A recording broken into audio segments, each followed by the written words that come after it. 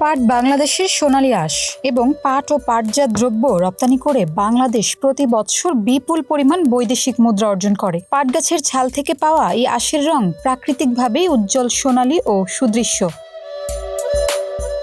দেশের এই পাটের সোনালী সময় এখন অতীত, কিন্তু সোনালী পণ্যের রপ্তানি আয় হুট করে ৩ বছরের মধ্যে সর্বোচ্চ রেকর্ডে পৌঁছে গেল। অথচ ভেতরে লুকিয়ে আছে অন্য এক চমকপ্রদ গল্প। টানা ৪ বছর পাটের বাজারে মন্দা চলার পর সদ্য সমাপ্ত ২০২৫-২৬ অর্থ বছরে পাট ও পাট পণ্যের রপ্তানি ৮.৫% বেড়ে দাঁড়িয়েছে ৮৮ কোটি মার্কিন ডলারে। তুর্কি থেকে শুরু করে চীন, ভারত কিংবা রাশিয়া, বিশ্বের নানা প্রান্তে যখন আমাদের পাট পণ্য পৌঁছে যাচ্ছে, রপ্তানিকারকদের মতে পরিমাণের দিক থেকে রপ্তানি বাড়েনি, বরং বন্যার কারণে গত বছর পাট উৎপাদন ক্ষতিগ্রস্ত হওয়ায় কাঁচা পাটের দাম কেজির পর কেজি বেড়ে দ্বিগুণ হয়ে গিয়েছিল।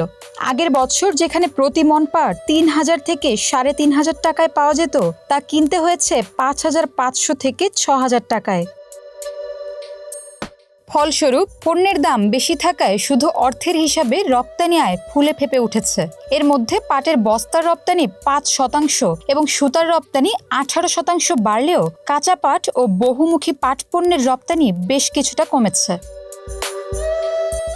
বাংলাদেশ বিশ্বে পাট উৎপাদনে দ্বিতীয় হলেও শুধু প্রথাগত পণ্যে আটকে থাকলে এই খাতের আসল সম্ভাবনা ধরা দেবে না। বিশেষজ্ঞরা বলছেন, কাঁচামালের সরবরাহ মসৃণ রাখা, গবেষণার প্রসার এবং বিদেশি বিনিয়োগ বাড়াতে পারলে এই খাত থেকে অনায়াসেই ২ থেকে ৩ বিলিয়ন ডলার আয় করা সম্ভব।